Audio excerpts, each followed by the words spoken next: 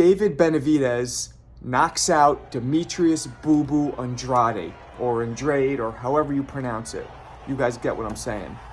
This was one of the most vicious, one-sided victories I've seen on the big stage in a long time. Probably since Errol versus Crawford.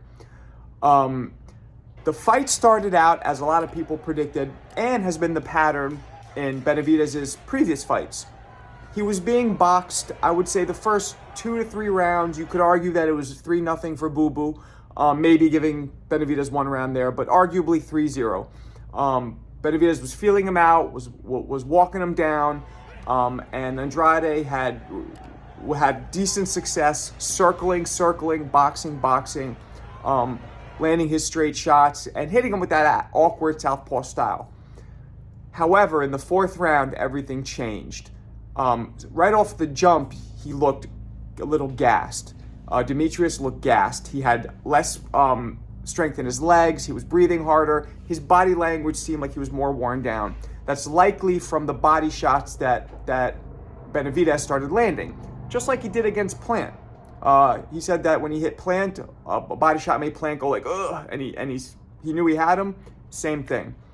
But the story of this fight was the inside punching. David Benavidez is one of the most talented inside punchers I've seen. He's able to throw short, crisp, hard shots either in the clinch or when they're chest to chest. Now, anybody who's boxed knows that it's very difficult to get leverage and speed in a very short punch. You usually need to give yourself a little bit of a twist or a little bit of a torque distance to whip your arm. But Benavidez is able to kind of just turn him over. The only other fighter who does it that well is Bud Crawford. Bud Crawford also throws unbelievably crisp leverage shots, short leverage punches. Bud Crawford is amazing at that. But Benavidez started landing those and immediately started breaking Boo Boo down. This fight went from after round 3, where Boo Boo looked fresh and was really trying, to round 4 or 5, where his legs were done, his body language was woozy, he did not look like he was on stable ground, and his punch had very little steam left in them.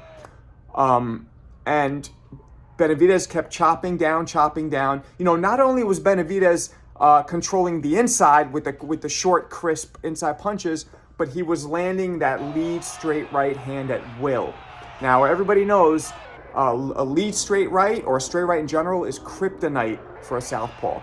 The target for a southpaw is always there. Just like when they throw straight lefts at us, it's easy for them to land them at us. But Benavidez was landing that straight right at will, and also utilizing his reach. He had about a 1 to 2 inch reach advantage, a noticeable size advantage and height, and just looked way stronger. So he was able to keep Demetrius on his toes with that lead right hand. So he just chopped him down systematically. The odds had Benavidez as a favorite, but you know, a lot of boxing pundits and a lot of fighters and a lot of people in the industry did pick Boo Boo. And a lot of people were surprised of how easily Benavidez dominated. But, you know, I really wasn't surprised, because this was a copy and paste performance of all of his other fights. I mean, this is what he does, and he did it just how he's always done it. So he clearly showed us that he is the top guy at 168. Well, I mean, there's one guy left, and that's Canelo. Is Canelo going to fight Benavidez?